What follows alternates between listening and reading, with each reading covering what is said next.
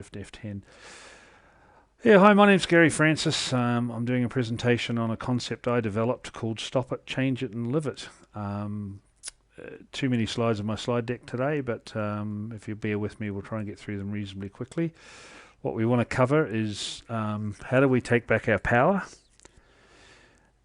What would that physically look like if we were to take back our power against those that are coming against us at the moment? I'm actually going to let you have a fully immersive experience as a part of the slide deck. I'm going to take you on a little journey of sort of invoking your feelings a little bit about what it might feel like to use what it is you're about to see. And then I'm going to ask for some help, and we'll see whether there's some invigorated people at the end or whether I've put everyone to sleep again. So let me just crack on through this thing. This is just sort of forming a baseline in relation to what's coming against us right now, and the power that those people have is corporate power, right? We're not watching governments act out. We're watching pharmaceutical industry turning government into puppets, right? So what we're watching is the application of a lot of power in relation to money and currency, and therefore profit. We're also used to seeing our power being played back through the term of branding, and I'm sure if we think of branding, large corporations, etc., come quickly to mind. So they profit from us physically, monetarily wise, and they also keep us at the fore of their mind using their brands. They don't have anything else other than that, by the way, folks. That's the only thing that we are fighting. Obviously, there's a lot of greed and deceit and planning and stuff gone into making sure their profits are maintained, but at the end of all, I think we're only fighting profit and branding, really. And even today, vaxxed or unvaxxed is a brand all of its own right? So that's being spun out separately as a brand because we recognise brands. So it's the branding that I'm going to attack. It's the branding I'm going to hand you through back your power for you to re-energize your life. Basically, it's by picking up a common brand that I've sort of created and I'm giving away for free. So just let the slide play out real quick. Lots of brands, United Nations stuff in there, Olympics, all of these things are all businesses. Let's call a spade nowadays. And this slide could go on for ages, right? Just with the amount of corporate branding that's in all of our lives all the time. Give you an idea of the size of the money spend that large corporations spend in their branding. This is how much it would hurt them to lose their brand. But it's also an expression of how much they will spend to protect their brand. So Coke in any fiscal year spends $4 billion defending their brand. So what happens if we had our own brand? What happens if we had our own commonality and we could start recognizing each other through our own brand, right? Yeah. So yeah, that's what this deck is all about, right? So what's so powerful about brands? It's a single voice. And I think that's absolutely critical. You don't see Coca-Cola trying to turn itself into McDonald's through its branding. It stays Coca-Cola, and Qantas and all those other brands stay the same, right? It's really important for them that their customer base identifies them through that single voice of a brand. And that's what I think is going to be powerful about what I'm going to show you tonight, a brand that we can use, and equally the same, perhaps even way more powerful than their brands are upon them. Quality and image, yep, sure. And really I see a lot of that brand stuff as being, our power being reflected back on us. In Australia, Coca-Cola is the largest selling food in this country. Couldn't think of anything more toxic, but it's delivery, their marketing and branding that keeps it that way. Somebody's just gone on.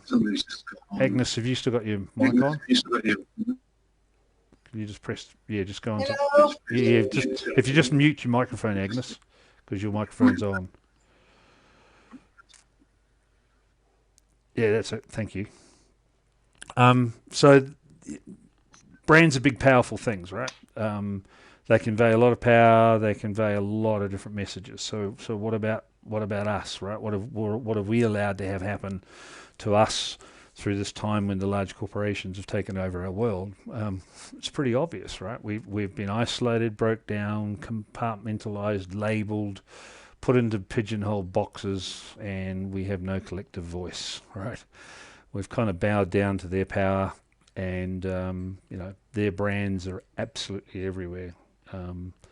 So we've been invaded, we've been isolated, and supposedly, sort of our power has been taken from us. Well, nothing further from the truth could ever possibly be the truth. It's just a matter of reinvigorating our own remembrance of who we are. So hopefully this will do it for us. So how do we take our power back, right? I would put it to you that if brands are the big weapon of the modern industrial age, then we need to have a brand and we need a collective voice that combines the isolated lives we've been having under a banner and starts pushing out a single brand back into society, which is what we're going to work through tonight. And the way I've designed this brand, it's a continuous cycle, improvement cycle process. So when you achieve a result, you can improve on the result. So it's critical that this brand you're about to see is not just the delivery of something, it's actually the focusing on making something better, and it's focusing on living in that better result when we get to the better result. So what you're about to see is something that focuses on positive outcomes. So we're going to build a collective voice, and as we've just said, it's going to focus on improvement, not just problem declaration. Here is the brand. It's called Stop It, Change It and Live It. And what I'm about to do is explain how this works, what this whole idea of mine was. Somebody else has got their mic on, sorry. It's using existing furniture, traffic roadside furniture, that's ubiquitous around the world. So everybody knows what traffic lights look like, right? And everybody knows what a stop sign looks like because it's already out there. Interestingly, though, nobody can actually own the traffic lights as a brand, so we'll just take it from them and use it back against them. And it's a three-stage process. Like I said, it's defining what you want stopped. It's defining how you anticipate changing whatever it is you're trying to stop. What's the change you've got to go through, and then what's the defined world, the outcome, the final point of improvement, why you bothered to actually design a stop it, change it, and live it in the first place. So obviously a red light means red, right? Stop. The yellow light, amber light, in this regard isn't slow down. It's actually the definition stage to actually define the change. And the green light, as we all know, is the light that we go to when we want to do something, when we're leaving the traffic lights and we're moving forward. But as a brand around the world, show me any country anywhere on this planet that doesn't have traffic lights, and if they don't, that then doesn't even just have stop signs, right? So a stop sign by itself is an expression of this brand that can give the people a single voice globally around the world. So let me show you how it works. This is part of the brand, right? So everyone's been at the protests around the world recently. Watch what happens when we start using a single sign into a large protest. I'll just let the slide play for a second.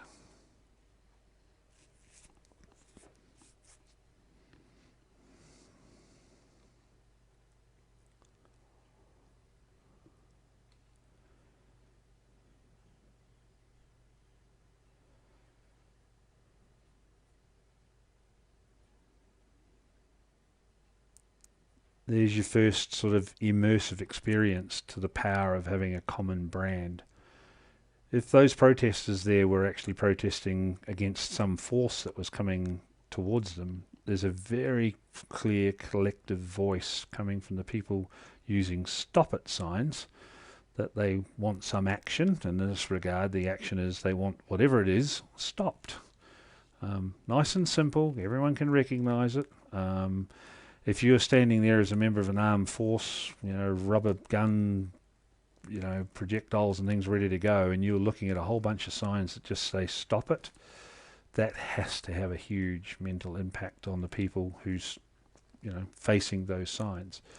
It also says, from my perspective at least anyway, that the members in the crowd, if they want to have a better outcome, they've got to actually hold themselves accountable under a stop it sign, not to go back to the behaviour that was exhibited before all this nonsense blew up at us. So it's kind of a two-edged sword when it's used well. And this is just the graphic part of using the brand itself, all right? This is not the how do we use it, but just the symbolism that's attached with us waving stop it signs all over this world. So how does this thing work, right? It can work on the big issues, it can work on the small issues too. So I just picked this graphic off the web randomly, and I apologise if this is offending anybody. It's not supposed to at all, but it's just an example of using the branding, stop it, change it, live it, on a road sign, something that's put up beside her on her little protest table where she's going to try to get signatures on her petitions for. All of a sudden, you can go to this person because the brand that she's using says that she's defined what she wants stopped. She's defined what she's wanting changed, or what has to be changed, and she's defining how to live it better. But it can be used as a brand on big global issues, like how do we stop pharmaceutical companies poisoning our kids? It's one that's pretty near and dear to our hearts.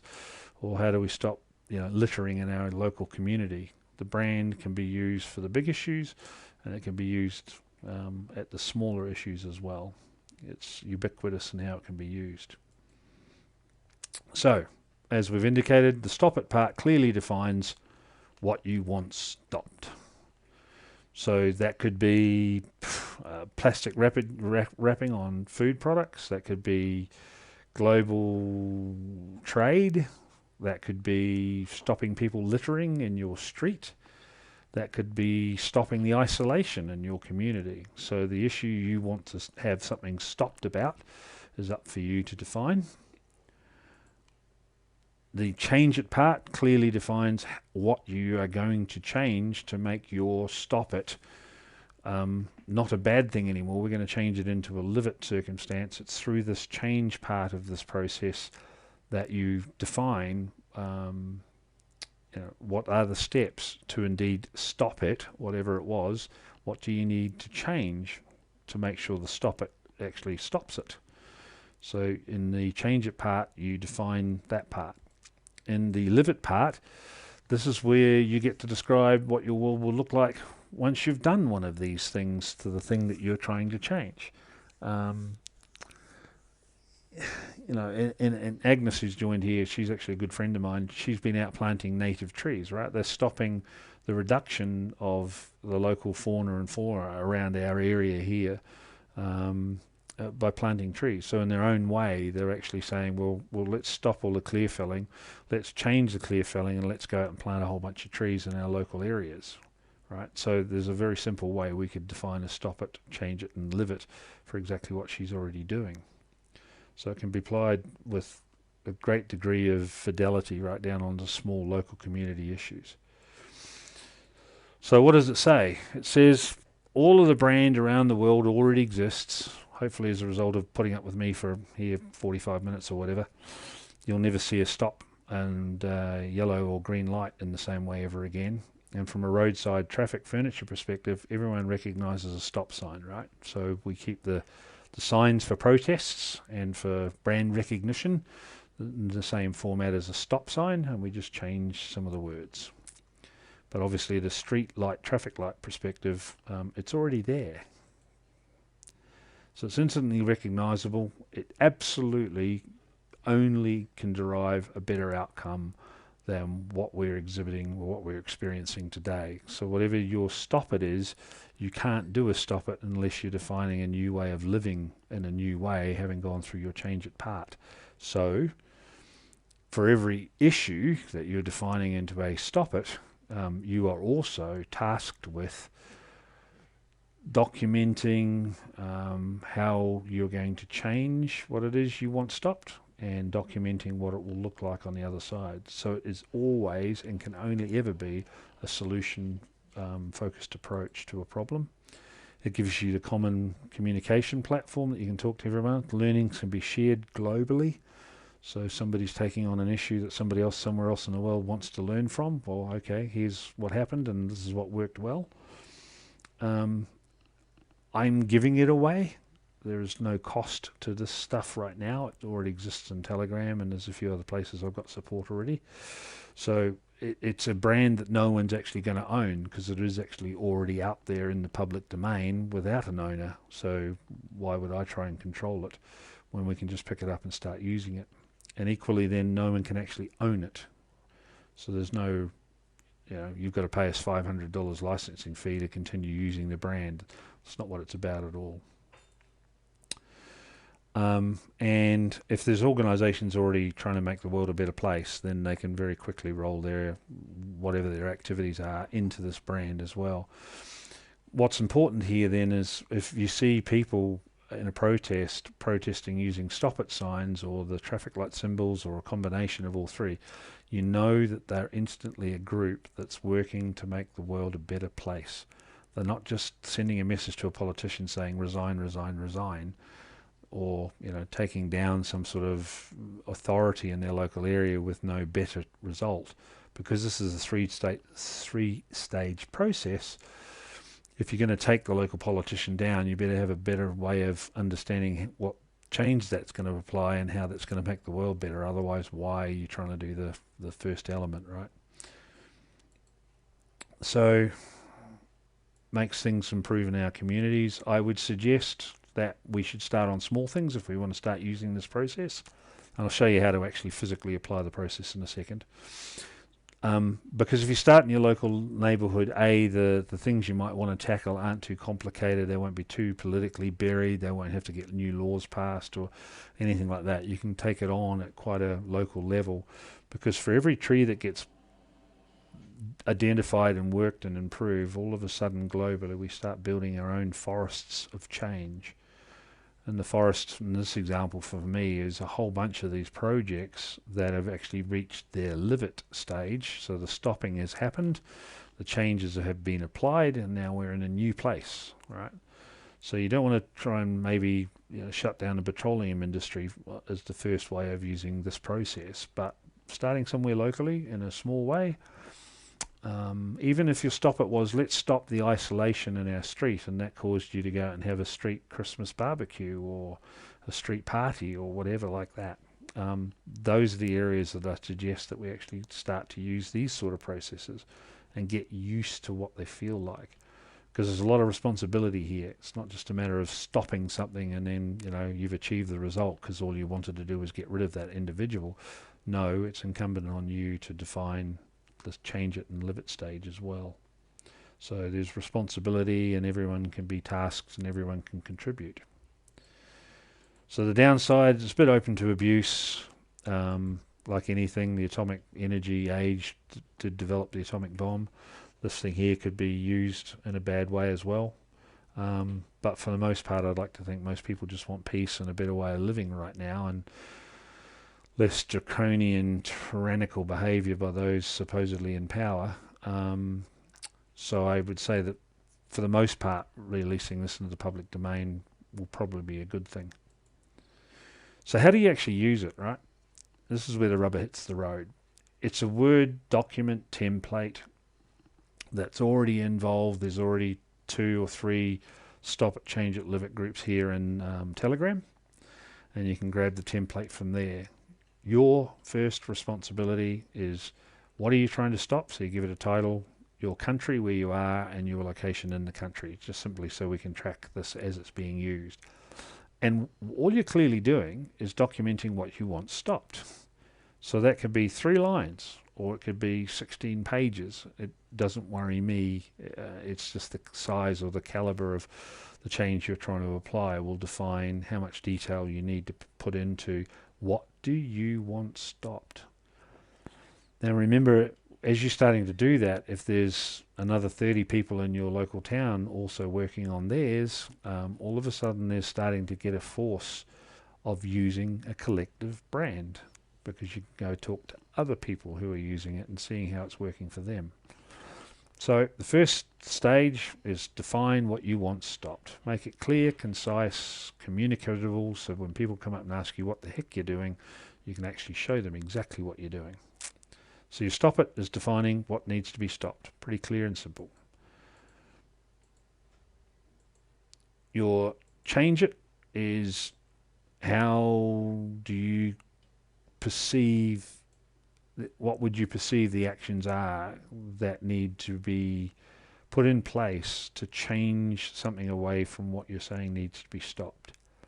Again, could be 3 lines if you pick on something reasonably easily in your local community, or it could be another 10 pages if you wanted it to be. But doesn't it get you thinking that you can't just have something stopped anymore without thinking about how you're going to change it? And you've got to work on the responsibility of defining what the change actually is. And I don't think that's a bad thing. We've given away the responsibilities to make our own decisions with our life to everybody else, and that's left us in a real mess. Well, here's an opportunity for us to take some of that power back, but defining the steps involved in a change. You're going to have to give some grey matter thought to what you're recording you think the steps actually are to indeed stop what you're trying to stop. So you define a change it, and then you also write down a live it. So you've gone through a 3-step process. What is the end result was where you're going to live it. What is that going to look like now that this change has been applied? And that's all there is to it. This is the communication document. This is the definition and change document. If you've got a petition you want to get signed underneath this thing, here's your communication template for communicating what it is you're trying to change. And it's a common brand that we can all use globally around the world to give us far greater power than Coca-Cola's $2 billion a year spend trying to keep their brand maintained, because this brand is already out there around the world for free. So it paints a vision for the future, gives you a great communication tool to talk to anybody. It comes up to you and says, what the heck are you doing? And, what are you standing for? And how should I feel about that? Well, this document here can be freely given to them, and they can work through their own questions and answers, and it can engage them in a very positive conversation with you, trying to make the world a better place. Because ultimately that's what this process is about. It's about improvement. But it's doing it through a common brand across the world. You may run a big project where you have one stop it at the top and you have a subset, subsequent other ones that you didn't realize needed to be tidied up to make your big one happen. So be it. That's fine. It can be looked upon as a continuous improvement process also. So you've done a stop it, you've done a change it, and you're now at the live it stage, and you go, oh, hang on. My live it's a little bit different now because I've arrived and I know that this isn't the best thing we could actually achieve. So all you've got to do to use this as a continuous improvement process is to define a stop it. So we now want to stop living the way that we thought was really, really good. We need to make some changes to that way that we were living, and we're going to arrive at a new point even better than the previous one because we've redefined another 3-step process for continuous improvement. Really, really powerful, really, really simple, not hard to understand. Common voice from all the people around the whole planet talking in a way that achieves positive outcomes. And it's a brand we don't have to pay for. So then what happens is our friends in South America run one. We've got a website up and running which allows 2 other organisations around the world to use what they've done and improve on it for their area. But wait, there's more. Then somebody over in Melbourne, by the looks, picks up a project, and that's utilised by the guys in the United States of America. They refer back to the one that was run in the top of China and the one that was run in Eastern Australia, and this is constantly refining and making the better result for everybody as well, because what's the point in the project that ran down in South America not being improved on by further iterations of people around the world that are trying to tackle the same issue in their local environment? So globally sharing it, globally making use of the brand, single common voice, right? If you want to roll in all your other paperwork underneath it, then fine. A lot of the paperwork might be evidence of what you want stopped. A lot of the evidence in the paperwork might be the steps you're trying to affect to bring the change it part of it to life. And some of your documents might even have some sort of definition about the live it part as well. But so what? Bring it all in, roll it underneath a head template document, and you've got a common way of talking to everybody who's going to come up and ask you questions about what it is you're doing. So let's go fully immersive now, and I'll just sort of frame this for you. This is going to play out exactly the same it did last time, right? But everyone's just gone to the protests. Imagine what would happen around the world if this rolled out in Germany, France, Spain, Australia, America, and in front of the world's TV cameras. How the heck could they take this power away from us? I'll just let the slide play.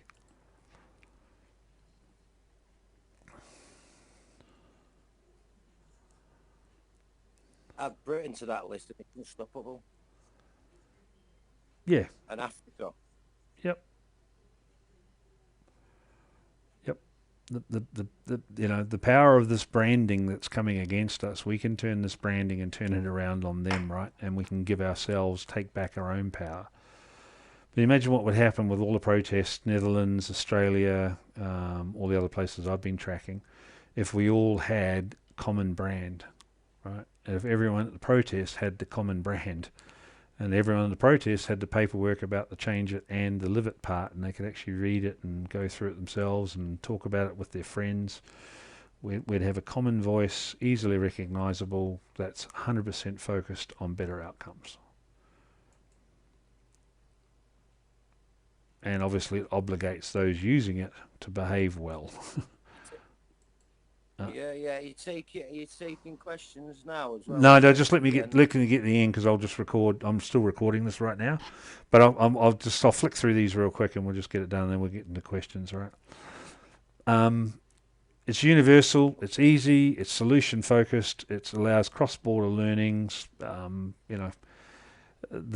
It's free. We can use it for big things and small things.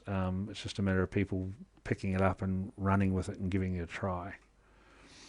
But it's always 100% cannot be used unless it's focused on more positive outcomes. So it's not just bitching and moaning and trying to get someone removed from office without actually identifying what a better world's going to happen. If indeed what we've said needs to be stopped is stopped, then what does that better world look like? Because you've got to fill out the three parts of the template, right? So you've got to be focused on the change element and you've got to be focused on the final solution. So gone is the time for complaining without anteing up or putting up a better definition of what the solution should look like. And that will change all of our conversations globally as well. And it can be applied to virtually anything. It's just ubiquitous. There isn't an area of change we couldn't use this process for. The status, I own the website URL. I can put the software in place very, very easily. I need some people to help with, gathering merchandising and doing translations and all that sort of stuff. This is really just if people have got time and want to talk to me further about where they might want to see themselves contributing to help get this vision off the ground and moving, I'd be happy to take that conversation. Yep. There's the groups inside Telegram where you can find it. The document's already there. I think the slide deck's already loaded up there. This video will get loaded up here as well. But it's all there for free. All the artwork and imagery and everything's all there. They're all in scalable vector fonts, so you can use them, as you want to. And just download the template and give it a go. And actually, doesn't matter whether you never share it with anybody else. Just give it a try, because what'll happen is it'll be really easy to define the problem. A little more tricky perhaps to define the change it element part, right? And then even better is, okay, what does this new world that you're wanting to materialize in front of you, what does it look like? So your thinking's going to be forced to go to a positive end results every time. So even if you just downloaded the template from the Telegram groups and just gave it a try on 3 or 4 things, all of a sudden your brain's going to be going, okay, what's the solution? What does the end result look like? And that's going to be far better than just getting tangled up in the depressing propaganda that's around us all. So there's a brand. It's global. It's a single voice. It's already out there for free. We've got a template document. It's all we need. And we can just get up and running with the thing.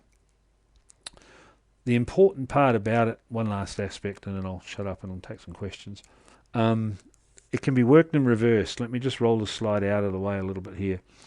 If you said that you could define what a better world looked like as a result of some change, and you wanted therefore to say, well, I want to change the world, but I want to write it from a solution perspective. So you start describing this better world that you want to live in, right? Then you say, okay, to get that new state represented, what's the changes that I need? So you can work this process in reverse, and this will hopefully make sense for you very shortly. So you can define your new state, you start to struggle and work away into your change, what needs to be changed. All of a sudden, through the change, you're going to start asking yourself better questions. And the questions are sometimes going to be, what legislation needs to be changed to make this work? What are rules at the council level that need to go away? Or what new rules do we need to put in on councillors or whatever else? Those things there will arrive through your change it. Having started with your live it, you'll work into your change it area. Then the good questions will come. The things that you need stopped will become way more clear to you because you've started with the solution and worked backwards. As a presenter, I've been saying to the people listening to me, we need to ask ourselves better questions because the answers are everywhere. We're drowning in answers, but we don't know what the right questions are.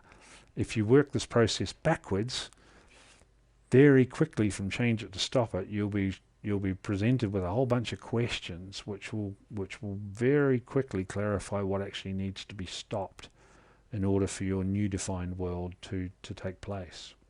So working it in backwards is actually equally, if not even more powerful than working on your stop it first.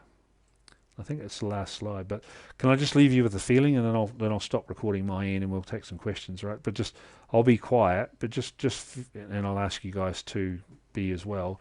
Just immerse yourself physically, try and put yourself in this protest and the feeling of what it is to have a common brand that we can all use.